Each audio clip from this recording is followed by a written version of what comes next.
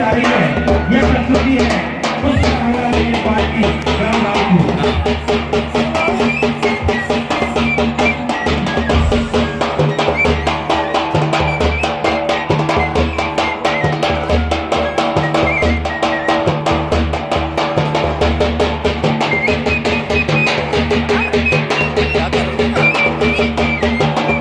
सभी लोग इनके स्वागत के लिए जोरदार ताली से स्वागत करें।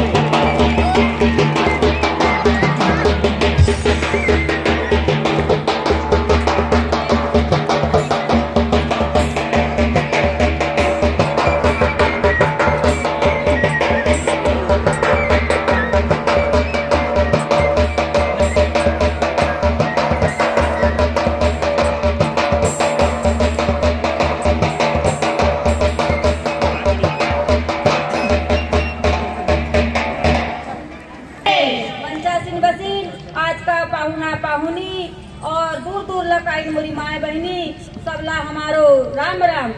हम ही बिया को काकन को गाना जो काकन को गाना निवतनी लग कुमारी निवाई कुमार को गेला कुमारी निवाई कुमार को गेला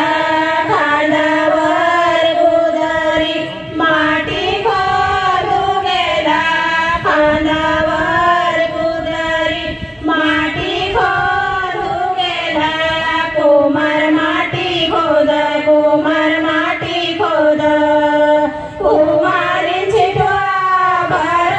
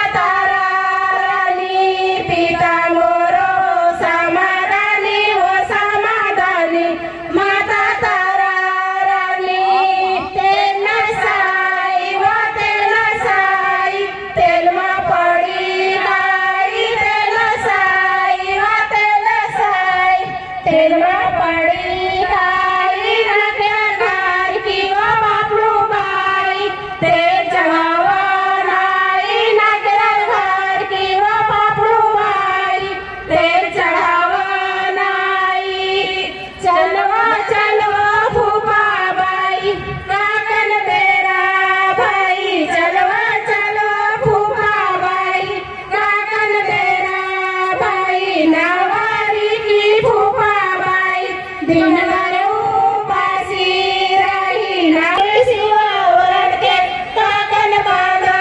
नाही बारा गाव की शिवावर के काकण बांधा नाही बाराई घर को पाला बाई तेली घर को तेला बाराई घर को पाला बाई तेली घर को तेला बनिया घर को सूता बाई सोनर घर की मुंदी बनिया घर को सूता बाई सोनर घर की मुंदी नवारी की फूफा बाई काकण बांधा नाही नवारी की फूफा बाई काकण बांधा नाही कारी गाय का पुला चरराना बन कारी गाय का पुला चरराना बन लक्ष्मण कर छोड़ा बन रामू दुआ गाय लक्ष्मण कर छोड़ा बन रामू दुआ गाय रामू दुआ गाय बाई सीता दूध